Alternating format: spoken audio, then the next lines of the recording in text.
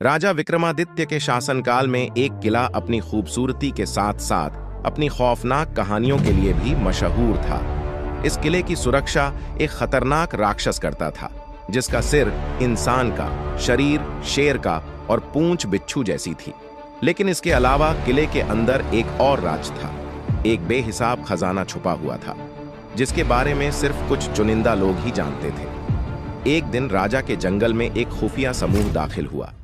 ये लोग आम नहीं थे, बल्कि खजाने के खतरनाक चोरों का समूह था। इनके सरदार काला नाग एक चालाक और निर्दयी चोर थे, जिन्होंने अपनी पूरी जिंदगी खजाने चुराने में बिता दी थी। काला नाग और उसकी गैंग को किले के खजाने के बारे में पता चला और उन्होंने इसे चुराने का प्लान बना लिया। काला नाग ने अपनी गैंग के सभी लोगों को इकट्ठा किया और बोला, भाइयों, आज रात हम किले का खजाना लूटेंगे, लेकिन हमें बहुत होशियार रहना होगा। वहां एक राक्षस है जो किसी को भी जिंदा नहीं छोड़ता। चोरों में से एक लंगड़ा रामलाल बोला, सरदार, अगर वह राक्षस सचमुच इतना खतरनाक है तो हम उसे कैसे हरा पाएंगे? काला नाग मुस्कुराया और बोला, तुम लोग अपनी चतुराई का इस्तेमाल करो और सही समय पर भागने की कला सीखो। अगर सब कुछ ठीक रहा तो हम खजाना ले लेंगे और राजा के साम्राज्य में हम सभी अमीर बन जाएंगे।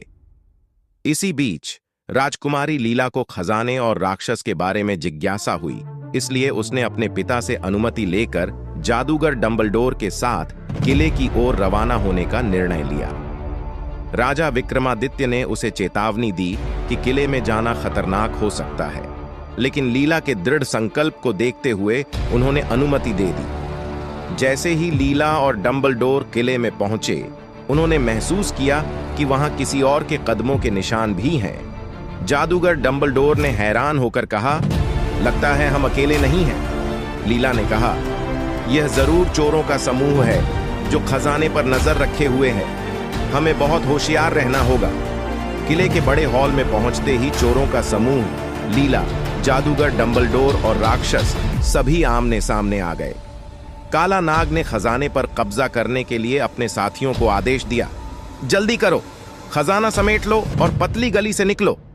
लेकिन जैसे ही वे खजाने के पास पहुंचे, राक्षस ने दहाड़ते हुए कहा, किसी में हिम्मत है जो मेरे खजाने को छूने की कोशिश करे? चोरों ने अपनी तलवारें निकाली और राक्षस पर हमला किया, लेकिन राक्षस की ताकत और गति ने उन्हें डर से भर दिया। लंगड़ा रामलाल ने डरते हुए कहा, सरदार, ये तो मौत का फरिश्ता है। लीला और जादूगर डंबलडोर ने मौके का फायदा उठाते हुए राक्षस पर हमला किया। लीला ने कहा, काला नाग, अगर तुम यह खजाना लूटने से बाज आ जाओ तो हम तुम्हें जाने देंगे, वरना तुम्हारी खैर नहीं। काला नाग ने हंसी के साथ जवाब दिया, तुम हमें कैसे रोक सकती हो राजकुमारी? यह खजाना आज हमारा है।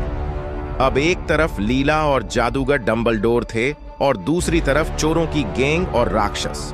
लीला ने जादूगर को इशारा किया और डंबलडोर ने अपना जादुई मंत्र पढ़ा। एक रोशनी का गोला राक्षस की आंखों पर पड़ा और उसे कुछ समय के लिए अंधा कर दिया।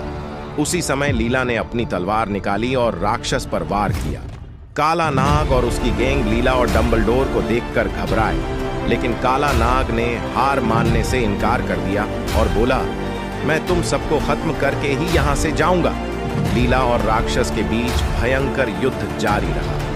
आखिरकार जादूगर डंबलडोर ने अपने आखिरी मंत्र से राक्षस को जंजीरों में बांध दिया और लीला ने अपनी तलवार से उसे खत्म कर दिया। जैसे ही राक्षस समाप्त हुआ, किले में सभी ने राहत की सांस ली।